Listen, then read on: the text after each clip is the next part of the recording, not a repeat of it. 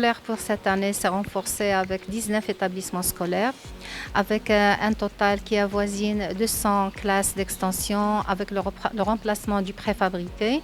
On a également 20 classes multimédia, 125 classes du préscolaire. Bien évidemment, toute cette offre, il va encourager à travailler sur le volet pédagogique, à élargir l'expérience des écoles pionnières, à travailler sur l'éradication des classes multiples, surtout les classes à 5 niveaux, à 6 niveaux. Mais pour cette rentrée scolaire, la grande nouveauté, c'est que cette année, on va démarrer avec 22 collèges pionniers. Et ça, c'est très important de le souligner parce que pour la première fois, on a pu avoir des résultats pour les écoles pionnières qui nous ont fait gagner 2 années pour les mathématiques, 2 années pour la langue française et 1 année pour la langue arabe, qui était déjà en avance par rapport aux autres composantes. Mais aussi, cette année, on va généraliser la langue anglaise en ce qui concerne la 2e année et la 3e année collégiale. Et on va arriver à 63% de couverture pour la 1re année collégiale. En ce qui concerne la langue amazigh, on est à 28,8% dans la région de Souss-Messa, qui est déjà un chiffre très important. Et on compte le généraliser assez vite. Ça veut dire qu'on va viser 2027, maximum 2028 pour généraliser cette offre.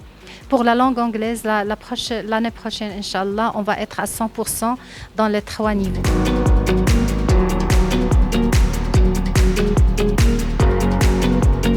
Pour la rentrée scolaire, toujours il y a du nouveau en ce qui concerne l'aménagement, réhabilitation de toutes les écoles pionnières et collèges pionniers, mais également les autres écoles au niveau de la zone sismique.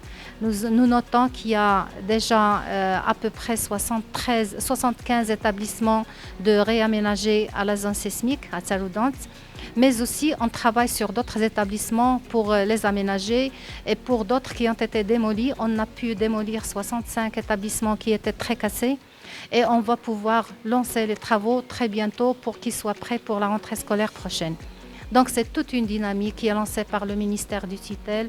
C'est une dynamique qui est vraiment qui marche très bien au niveau de toute la région, mais on fait un petit focus sur la zone sismique parce qu'il faudrait prendre en considération les dégâts qui ont été faits au niveau des bâtiments, mais aussi les dégâts au niveau psychologique, les dégâts au niveau de la continuité pédagogique.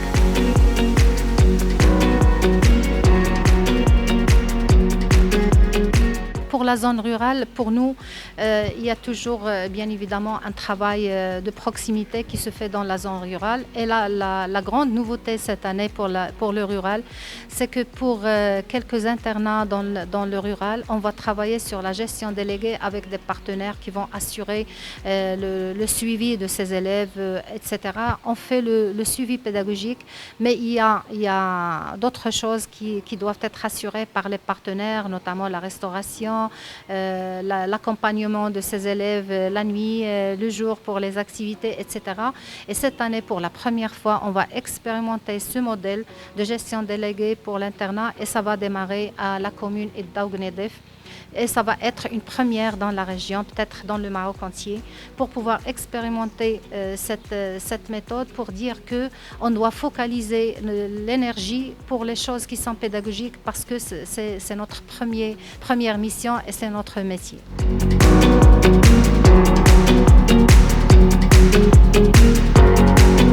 C'est notre fierté, cette convention avec le Conseil de la région, et bien sûr pilotée et suivie de près par M. Loueli. C'est une convention avec un budget de 3,650 milliards de dirhams. On a programmé plusieurs établissements, plusieurs créations, un lycée d'innovation, un lycée d'excellence et plusieurs créations dans différents sites, là où on avait le problème d'encombrement, où on avait d'autres problèmes. Mais pas que ça, il y a aussi le travail sur l'aménagement, il y a aussi, on voudrait éradiquer le préfabriqué dans la région de Souss-Messa. Il y a tout un travail sur le transport scolaire, il y a tout un travail sur l'élargissement l'élargissement de l'expérience de l'école pionnière. Alors, ce qu'on vise à travers cette convention, c'est d'abord d'accélérer le processus d'amélioration de l'offre scolaire dans la région. Et la région aujourd'hui, il nous accompagne dans ça, il nous aide à exécuter des projets. Au lieu de les exécuter sur 3 à 4 ans, on peut les exécuter en 2 années seulement. Mais aussi, il y a la motivation des cadres pour pouvoir innover et travailler sur des méthodes pédagogiques nouvelles, assurer un mode de fonctionnement dans les établissements qui s'adapte avec les attentes des élèves et des staffs professoraux et administratifs. Il y a aussi l'implication de la région avec nous dans tout ce qui est, je le dirais pas assez, tout ce qui est parascolaire, tout ce qui est encouragement des méritants.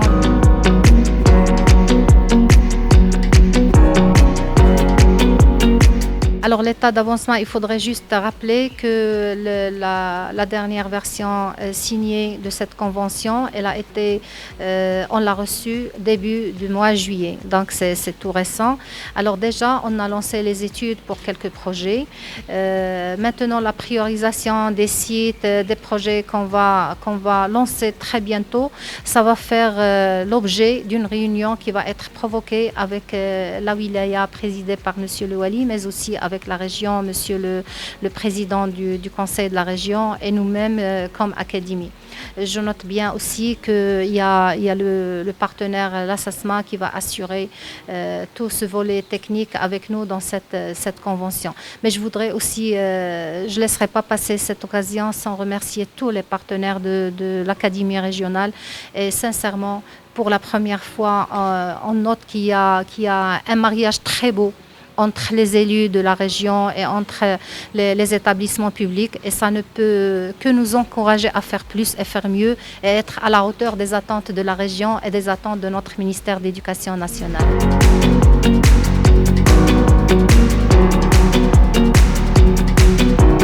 Cette convention, elle est sur 3 années. Ça veut dire qu'on va la clôturer en 2027. Mais on compte avancer assez vite dans les projets qui sont structurants, dans les projets surtout de construction, etc.